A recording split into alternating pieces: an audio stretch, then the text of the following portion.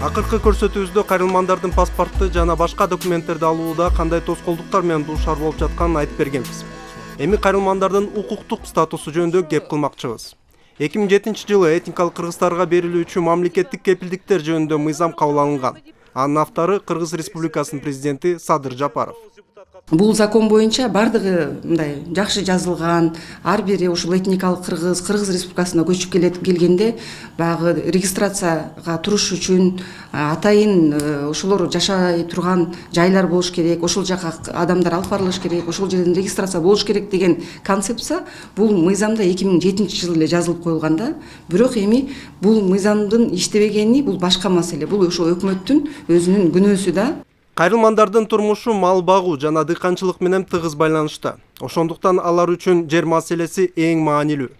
Кайрылмандардын басымдуу бөлүгү бүгүнкү күндө жер тилкелери, үлүш жерлери жок. Анткени ошол мамлекеттик кепилдик мыйзам иштебейт. Хотя бы мыйзамдын 18-статьясында жазылган. Мамлекет, жергиликтүү бийлик, өз алдынча башкаруу органдары кайрылмандарды жер тилкеси менен камсыз кылыш керек. Камсыз кылгандан ары последующим алардын үлүшүнө өткөрүп бериш керек деген жери бар да. Ошол мыйзамда иштебейт, мыйзамдын 18-статьясында иштебейт. Кайрылман статусун алуудагы биринчи тоскоол бул каттоо маселеси. Жер тилкеси жок болуп туруп каттоого туруу мүмкүн эмес. Себеби булар ар жактан келгенден кийин учетко коюш маселеси кыйын болуп атат. Себеби бирөөнүн үйүндө ижарага тураттар, ал жака койбой атат. Себеби массовый бир 100дөн 200дөн адамды койгонго ар бир үйдөгү макул болот экен. Этникалык кыргыздардын биринчи эле Кыргыз Республикасына келгенде жанагы дуушар болгон кыйынчылыгы бул каттоо маселеси да.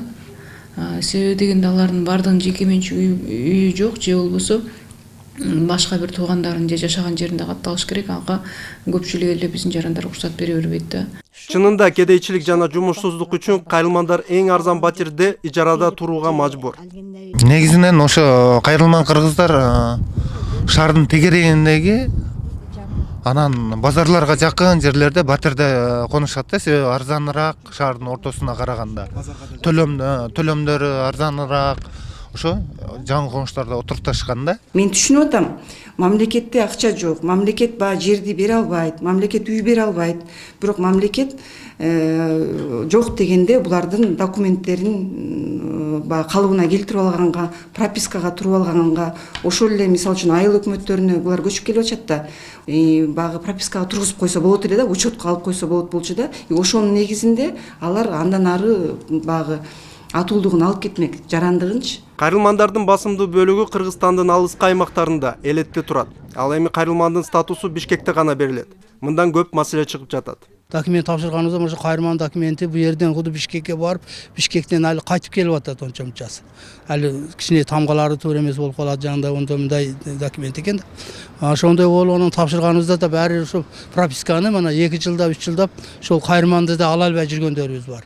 Бир тамгасынан ката болсо дагы кайрылмандарды өтө кыйнап атат. Же өзүңөр келип, же бир доверенность берип, же через почта аркылуу деп ал жакта тааныштар же тууган уруктар жок. Биякта кээ бир адамдар ошондон кыйналып атат да. Аймактарда биздин баягы аймактык структураларыбыз болсо, ушул маселе жеринде эле чечилип оңоюраак болмок да. Мисалы мигранттар көбүнчө эле сырттан келген болобу, иштен келген болобу, жалаң эле аймактарда жайгашканда. Анан ошондой нааразычылык калк арасында да бар. Кайрылман статусун алууда дагы бир чоң тоскоол бүтпөгөн кагаз ташымай. Ар кандай медсправкалар керек экен, спид оору боюнча наркологиядан справка алышым керек экен. Ошондой көп документтер чогултуп анан кайрылманга тапшырсам болот экен да. Ошол сыяктуу нерселер азыр бизде шарт жок. Неге дегенде балам кичинекей, эч жака эмете албайм. Күйөөм биздин үйдө күйөөм эле иштейт. Кайненем Россияда. Кээ бир учурда иш кагаздарды алуу үчүн коңшу мамлекеттерге барууга туура келет. Бул болсо пандемия убагында өзгөчө машакаттуу нерсе. Оякка кирди чыкты кылып дагы бир катар барып келишиңер керек дегендей кылат.